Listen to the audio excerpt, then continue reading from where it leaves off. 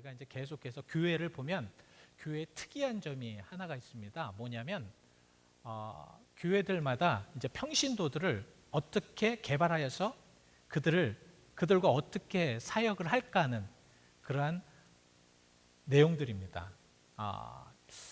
사실 사실 평신도가 살아야 교회가 살고 평신도들이 움직여야 이 교회는 활발하게 무엇인가 융성하게 나올 수가 있기 때문입니다. 근데 많은 사람들이 이렇게 생각을 해요. 교회는 목회자들이나 아니면 뭐 직분자들이 교회를 봉사하는 것이다 라고 생각을 하는데, 사실 이런 이제 개념들이 좀 없어져야 됩니다. 교회는 모든 교인들이 하나가 되어서 그 함께 목회 사역을 하는 것이 교회다, 이렇게 보시면 됩니다. 그래서 여러분들, 오늘 제가 여러분들에게 말씀을 드릴 수 있는 것은 정말 ministry는 all Bethel Church 멤버가 같이 하는 그런 것들이다라는 것을 알아두시고요. 내가 베셀 철치의 멤버고 내가 하나님의 교회에 함께 동행하는 자다, 그러면 그 사역에 같이 동참하는 것이 중요하다.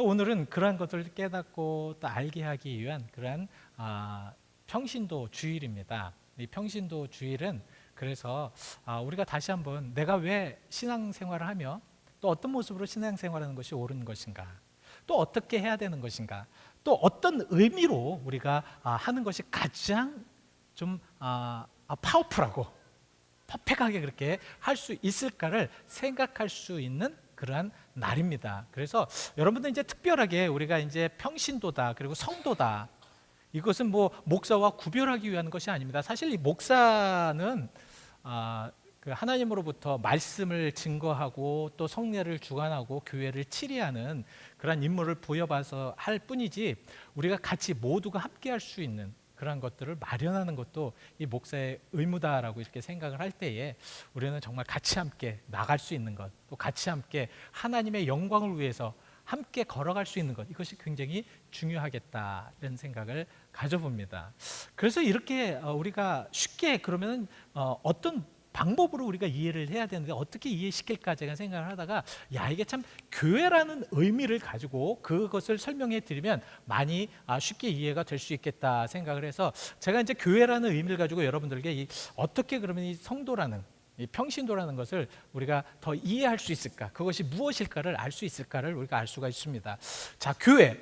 여러분들 교회 그러면은 많은 의미가 있습니다. 성경에는 이제 많이 그 헬라어나 여러 그 의미를 가지고 있는데, 크게 아주 큰 맥으로 두 가지를 제가 볼 수가 있는데요. 첫 번째는 에클레시아라는 그러한 헬라어입니다. 교회를 의미하는 이 에클레시아라는 것은 무엇이냐면 하나님께서 자기 백성을 밖으로 부르신다라는 그러한 의미를 가지고 있습니다. 이 의미는 무엇이냐면 하나님의 백성을 어떻게 해서든지 이 세상 밖으로, 그러니까 세상의 그 죄된 그러한 아니면 깜깜한 어두운 그런 것으로부터 이렇게 데리고 나오셔서 빛을 비추게 하셔서 그 빛을 통하여서 그들이 살 수 있고 깨달을 수 있고 알 수 있도록 만드시는 의미입니다. 이것은 베드로전서 2장 9절에 이렇게 말씀을 하고 있습니다. 자, 여러분들은 이제 그러니까 넷째 단부터 한번 보십시오. 이는 너희를 어디서부터 불러내었다고요?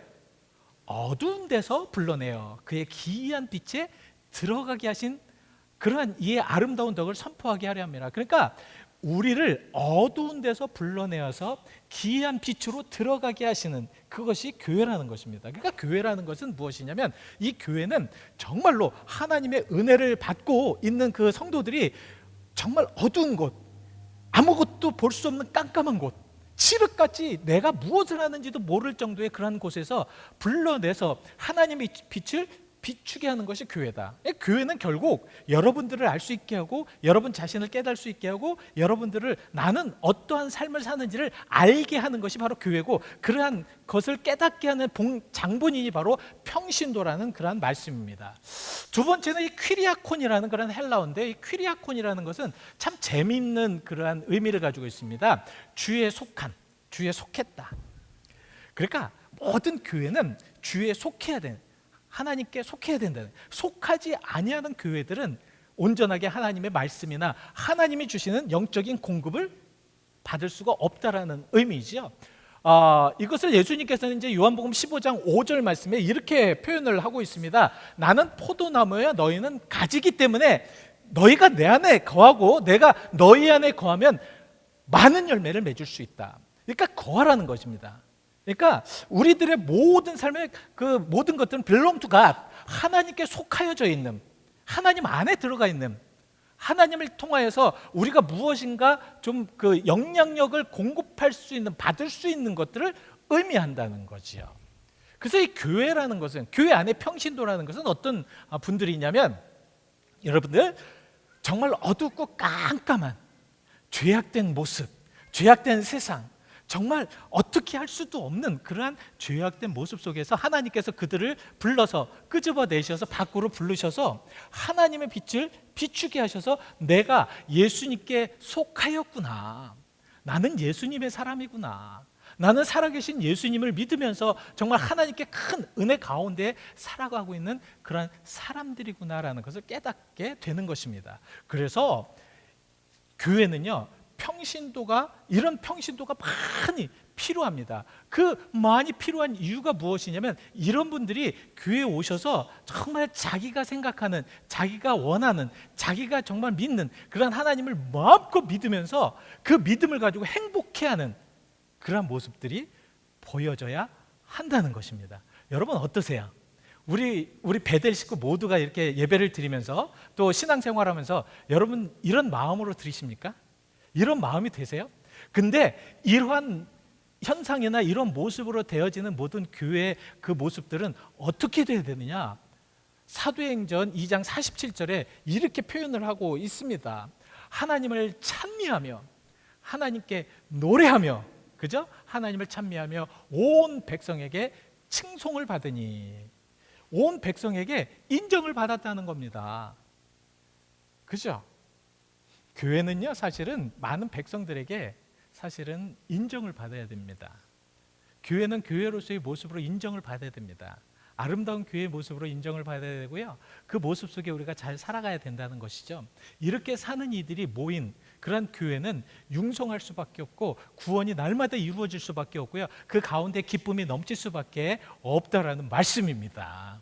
여러분 어떠세요? 우리 교회가 진정으로 그런 기쁨이 있다고 믿으십니까? 예? 또 얘기 안 해, 또 대답도 안 하시고 그냥 재미없게. 그러니까 여러분 어떠세요? 예? 우리 교회가, 내가 지금 섬기는 우리 그 베델의 이 교회가, 이 공동체가 정말 기쁨이 넘치고 은혜가 넘치고 정말 소망이 넘치고 이런 교회라고 믿으시냐고요. 이런 믿음이 있으신 그런 교회를 통하여서 하나님은 역사하시고 인도하신다는 말씀입니다. 그래서 오늘 본문 말씀을 통하여서 이제 간단하게 제가 여러분들에게 그럼 어떻게, 어떤 것이 진정한 그 그리스도의 모습이고, 그 그리스도의 모습, 그 우리 평신도들이 살아가는 모습 속에서 정말 어느 때는 좌절되고 또 어렵고 힘든 그런 상황 속에서 그러면 어떻게 해결해 나가는 것이 가장 좋은 해결 방법인가에 대해서 말씀을 드리려고 합니다. 자, 오늘 오늘 본문은 어느 교회를 지금 설명하는 내용이냐면 고린도 교회라는 그 교회를 지금 설명하는 내용입니다. 이 고린도 교회는 유대인들이 사는 그러한 지역에 있는 것이 아니라 이방 민족에 있었던 그 아가야라는 그러한 지역의 수도가 바로 이 고린도였습니다. 여러분들 이제 그 성경의 지도를 보시면 이렇게 쭉 보시면 이 아가야 지방의 이 고린도 지역을 볼 수 있는데, 이 고린도 지역을 보시면 이 해상이나 육로나 아니면 그 해로나 굉장히 발달될 수밖에 없는 그 인접한 지역이기 때문에, 그래서 그 지역은 어떤 사람이든 와서 해상이나 물류나 이런 많은 그러한 그 일들을 하였기 때문에 다민족이 살았던 그러한 것이 바로 이 고린도 지역이었습니다. 그래서 이 고린도 지역은 굉장히 발전되고 좋았지만, 그거에 따라서 여러분 지금도 마찬가지잖아요. 캘리포니아가 참 사람들이 많이 사시잖아요. 다민족 사시잖아요. 근데 이렇게 많이 살면 살수록 그곳에 나타나는 그러한 죄악이나 여러 가지 시험들이 많습니다. 이 고린도도 마찬가지였어요. 이 고린도 교회는 사실은 처음에 많은 정말 굉장히 큰 은혜를 받았어요.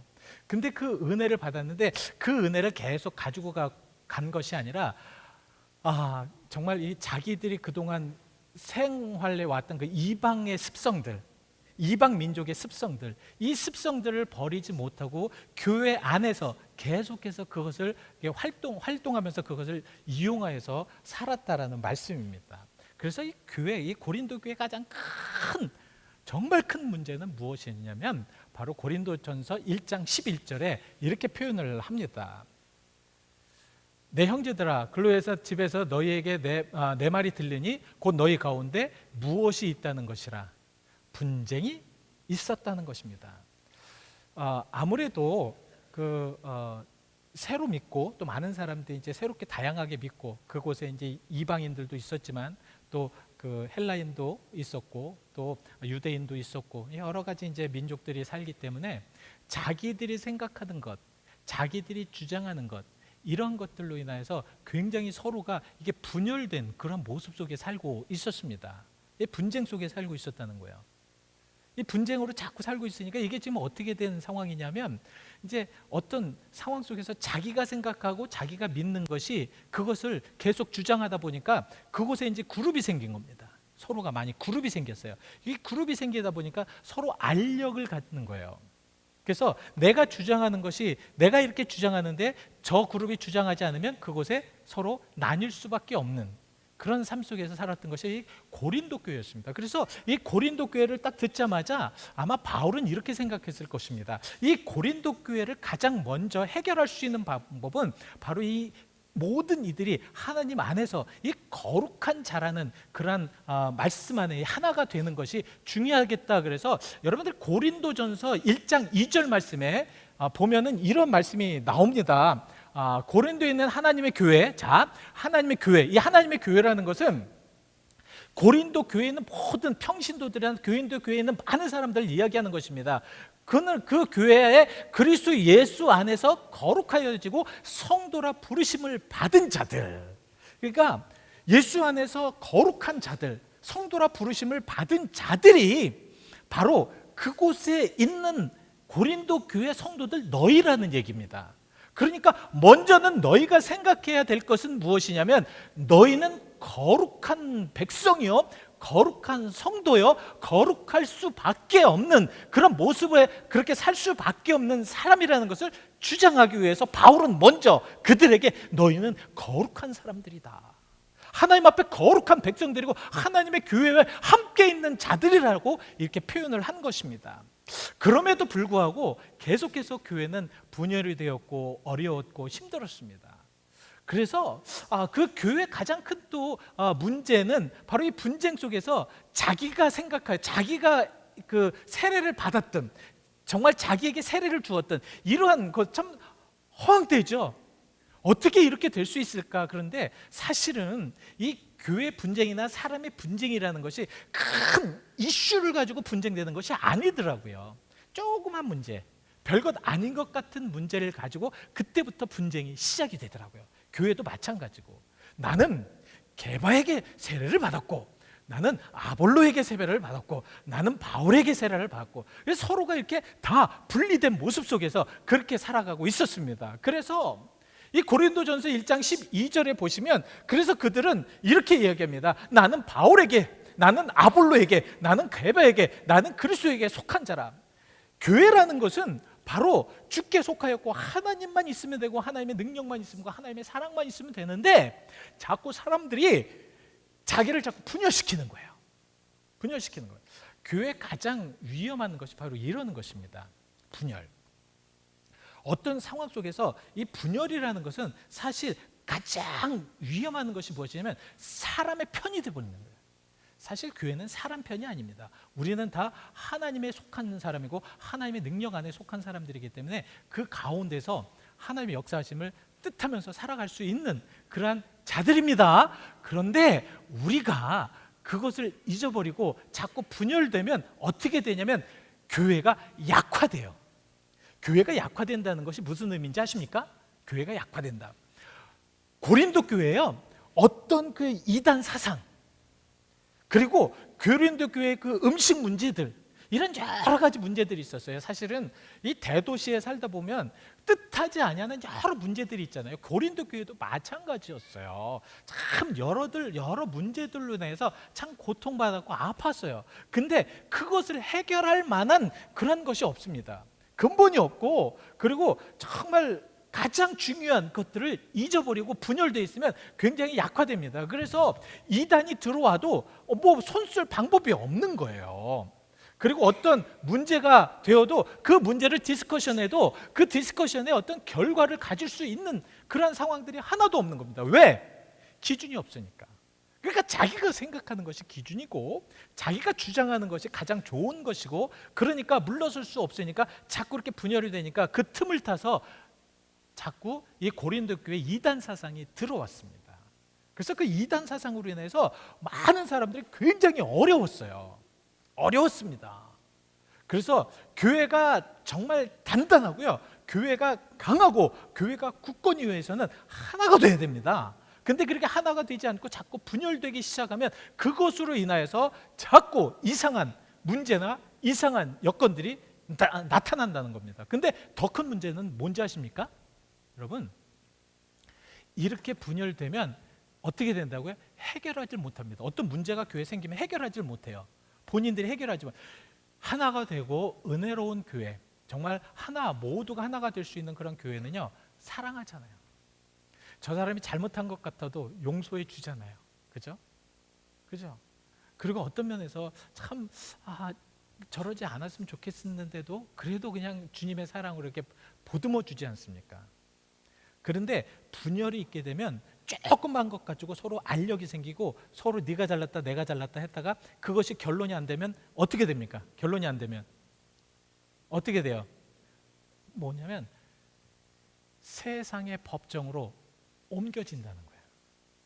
고린도 교회가 그랬습니다. 어떤 문제가 생겨도 그 문제니까 해결이 안 되니까 자기들끼리 해결해. 사실은 교회가 이 세상 법정으로 교회 문제를 가지고 가는 건 이건 굉장히 큰 문제고, 이 교회로서의 굉장히 큰 자존심입니다.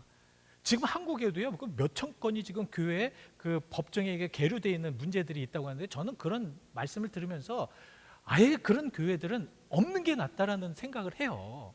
예? 어떻게 교회가, 바울도 마찬가지예요. 바울도 어떻게 고린도 교회 그 문제들을 세상에 그 온전치 불의한 자들에게 그 법정의 모든 것들을 좀 그것을 맡기느냐. 고린도전서 6장 1절에 그 말씀을 하고 계시는 거거든요. 고린도전서 6장 9절에 너희 중에 누가 다른 이와 더불어 다툼이 있는데 구태여 불의한 자들 앞에서 고발하고 성도 앞에서 왜 하지 않느냐. 왜 교회 모든 일들을 교회에서 해결하지 못하고 세상 곳으로 나가서 세상에서 해결할 수 있도록, 세상의 법으로 해결할 수 있도록. 그러니까 교회가 약화가 되고요, 그 권위가 없어지고요. 그래서 교회는 세상에다 뭘 얘기했을 때도 그냥 아무 힘이 없어질 수밖에 없는 것이 바로 그래서 그런 거거든요. 저희 어렸을 때만 해도, 제가 어렸을 때 이제 뭐 유년중학교를 다니고 그랬을 때만 해도 사실은 이 교회가 무슨 문제를 가지고 법정으로 해 나간다는 것이 사실 거의 없었어요. 근데 이제는 퍽하면은 그냥 교회 모든 문제를 가지고 법정으로 갖고 나가는 거예요. 바울은 이런 부분에 대해서 하지 말라는 거죠. 교회는 교회로서 평신도들이 온전하게 쓰고 평신도들이 온전한 그런 마음을 가지고 있다면, 분열하지 않는다면, 인간적인 인위적인 모습과 본질을 벗어난 그런 분열이 안 된다면 정말 서로가 하나가 되어서 서로 좀 합하라는 말씀입니다. 그래서 바울은 이 평신도들이 함께 주와 함께 우리라는 이름으로 함께 나가기 위하여서, 정말 함께 모두가 문제없이 나가기 위해서 어떻게 하면 되겠느냐. 그래서 바울은 첫 번째 그 방법을 제시하는 것이 바로 주와 합하라는 것입니다. 주와 합하라. 누구와 합하라고요? 주와 합하라. 주와 합하라는 것이 무엇입니까? 내가 저 반대편에 있는 사람하고는 합할 수가 없다는 거예요. 절대 합할 수가 없다. 그렇지만 저 사람과 내가 합할 수 있는 방법은 무엇이냐면 주님께 같이 들어오라는 거예요. 그것이 오늘 본문 17절에 이렇게 말씀을 하고 계시는 것입니다. 주와 합하는 자는 한 영이다. 그래서 주와 합해라. 주와 합해야지만 그렇게 하나님의 놀라운 은총 가운데 살아갈 수 있다. 주 안에 들어오라는 겁니다. 주에 소속되라는 겁니다. 여러분, 왜 이런 것이 중요할까요? 왜 바울은 주님과 합하라고 말씀을 하셨을까요? 왜 그랬을까요? 예? 여러분, 왜 구태여 바울은 이렇게 뭐 주와 합하라고 이렇게 강조하면서 말씀을 하셨을까요? 저는 이 말씀을 묵상하면서 정말 가장 중요하게 깨달은 것, 여러분들도 여러분 나름대로 해석할 수 있겠지만 저는 가장 중요하게 깨달은 것은 무엇이냐면 주와 합할 때 내가 보입니다. 무슨 말씀인지 아세요? 주와 합할 때 내가 보인다는 거예요. 죄된 사람과 죄된 사람이 봤을 때는 죄밖에 서로가 안 보여요. 근데 그 죄가 내 거는 안 보이고 저 사람 죄만 보입니다. 저 사람 거만 보여요. 교회가 참 어렵고 힘들 때 가장 먼저 나타나는 현상이 다른 사람 블레임하는 거예요. 저 사람이 그랬으니까, 저 사람 때문에, 저 목사 때문에, 저 장로 때문에, 저 권사님 때문에, 집사 때문에, 우리 교회 때문에 막 그렇게 얘기하는 겁니다. 근데 주님과 합하면 가장 먼저 누가 보이냐면 내가 보여요. 내가 보이게 됩니다. 여러분, 그거예요. 아까 교회를 빛으로, 어두운 데서 빛으로 옮긴다고 말씀했잖아요. 베드로전서 2장 9절 말씀에 그 의미가 무엇이냐면 깜깜한 데 있을 때는 아무것도 안 보여요. 세상의 죄악 가운데 그냥 막 버무려 있을 때는 그것이 죄인지 아닌지도 모른다는 거예요. 내가 이렇게 잘못 행하였을 때, 아니면 사람들에게, 아니면 모든 주변의 많은 것들에 잘못 행하였을 때 그것이 죄인지 아닌지를 깨닫지를 못한다는 거예요. 어둠에 있을 때, 세상 안에 있을 때. 그래서 우리는 어떻게 됩니까? 빛으로, 빛의 자녀가 되는다는 것은 무엇입니까? 그 빛의 자녀가 되고 예수님께 나오다 보니까 그 거룩하고 깨끗함 안에 있다 보니까 내가 얼마나 더럽고 얼마나 지저분한지를 그때서야 알았다는 거예요. 그때서야 깨달았다는 거예요. 여러분, 어떠십니까? 주 안에 합하라는 말씀이 바로 그런 의미입니다. 정말 우리가 주 안에 들어왔을 때 얼마나 내가 더러웠고, 얼마나 내가 나의 행동이나 나의 생각이나 나의 모든 모습들이나 이런 것들을 예수님께, 거룩한 하나님 예수님께 비춰봤을 때 우리가 너무너무 더럽고 추하고 죄된 마음으로 가득 차 있다는 것을 깨달았다는 것입니다. 이 주와 합하라는 것이 그런 거예요. 예수님도요, 예수님 다음에 이제 성령을 보내주신다고 말씀하셨습니다.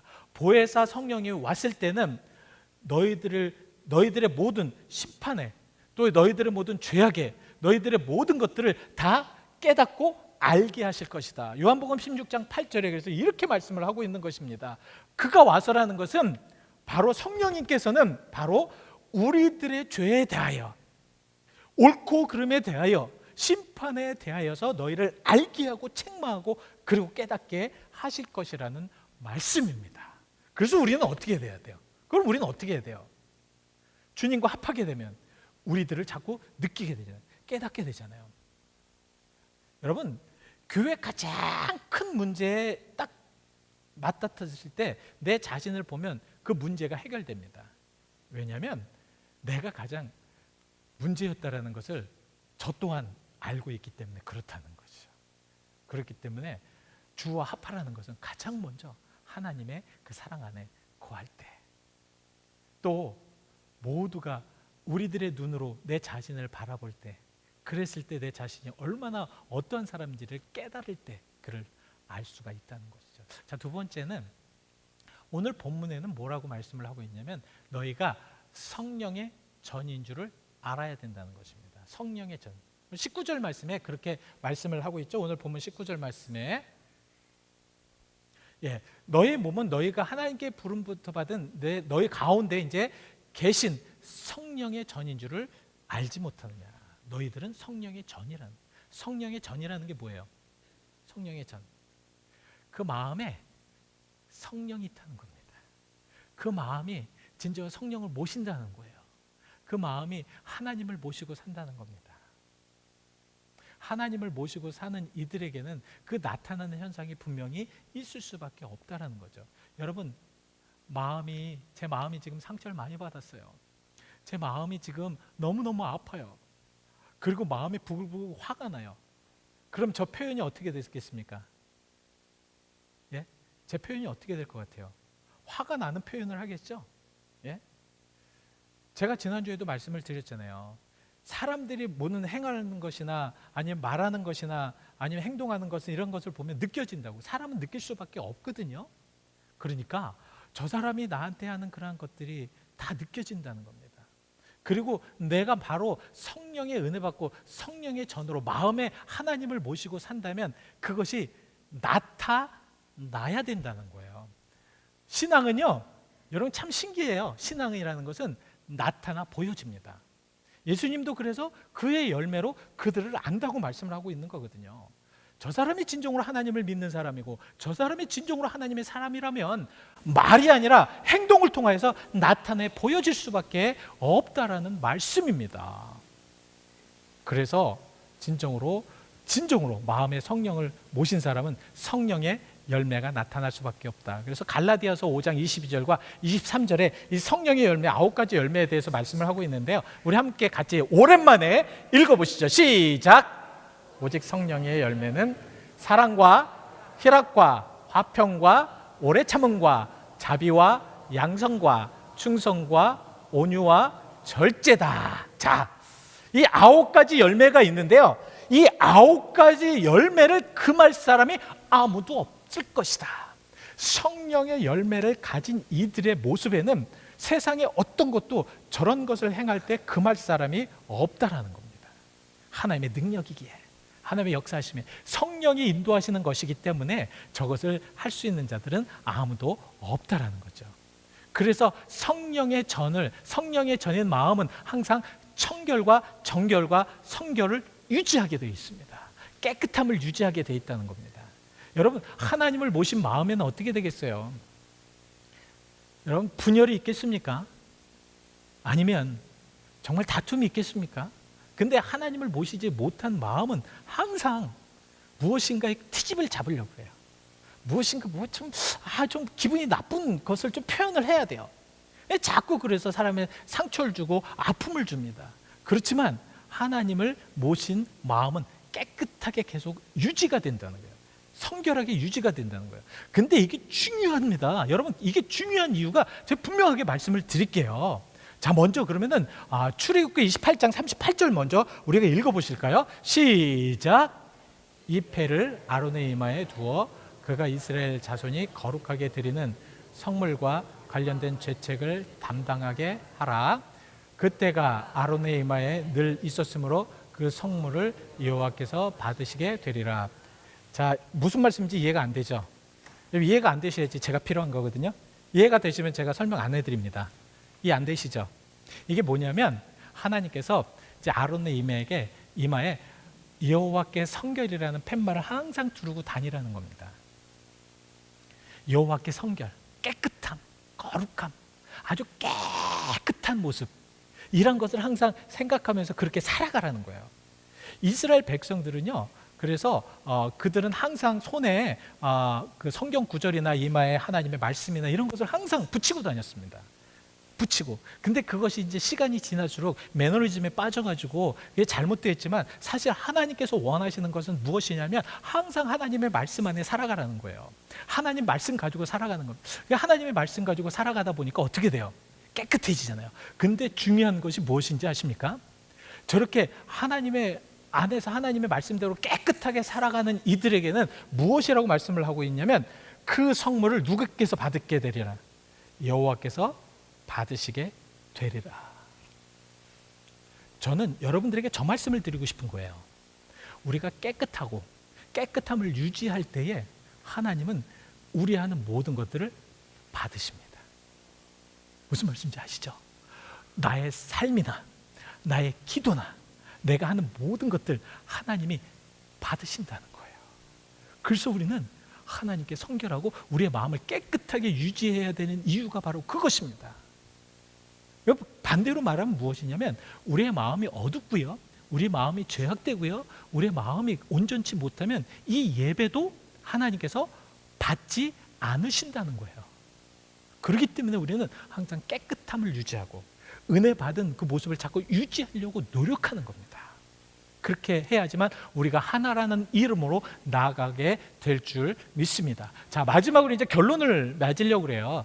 여러분, 그러면 우리가 이제 하나님 안에서 살아갈 때 과연 어떻게 살아가는 것이 가장 멋지고, 그리고 우리가 정말 이게 좀 방향이 있어야 되잖아요. 방법이 있어야 되잖아요. 그래서 제가 여러분들과 함께 그 방법을 한번 나눠보려고 그래요.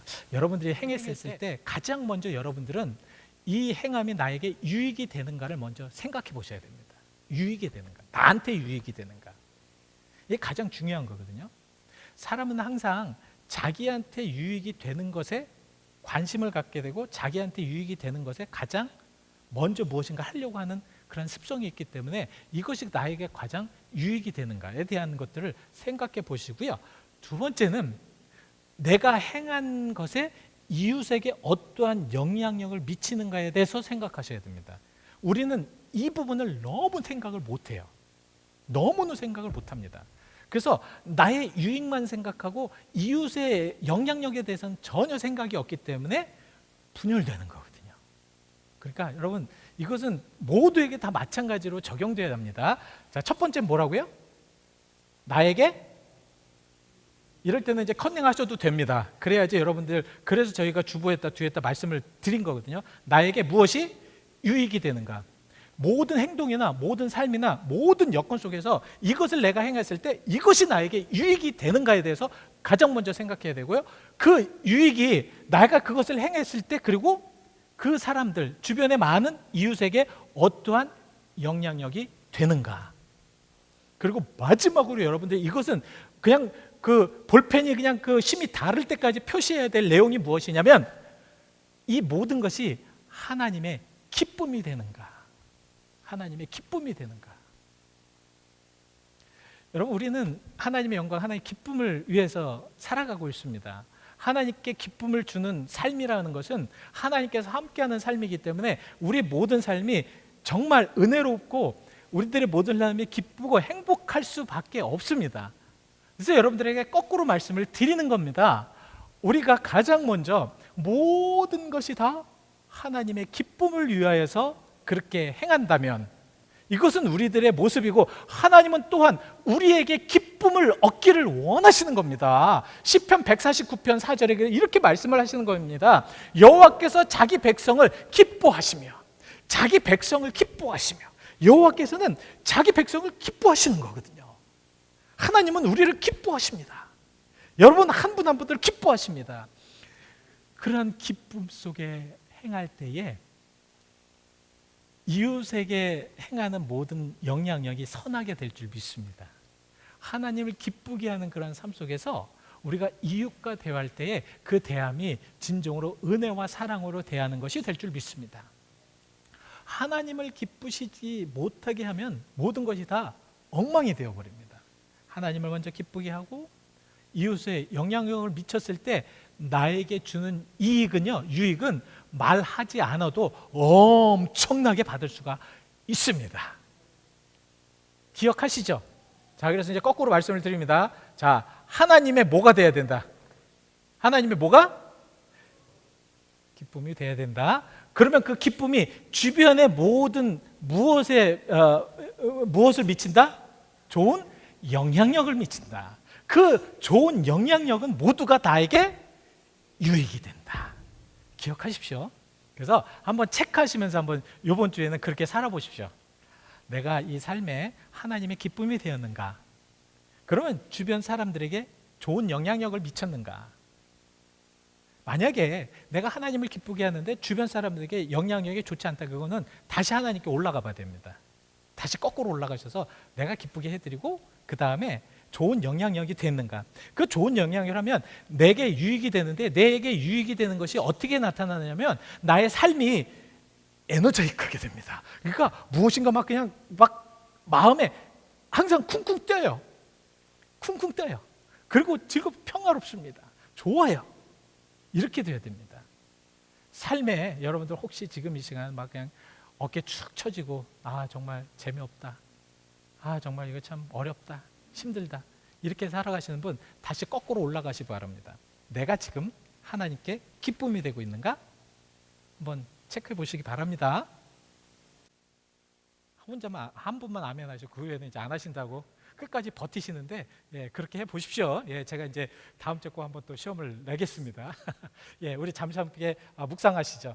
눈을 감아 보시고요. 오늘 이 시간을 통하여서 여러분 한번 내 자신을 한번 생각해 보시기 바랍니다. 행복하십니까? 여러분들의 삶이 행복하셔요? 여러분 정말 에너지가 넘치는 삶을 지금 살고 계십니까?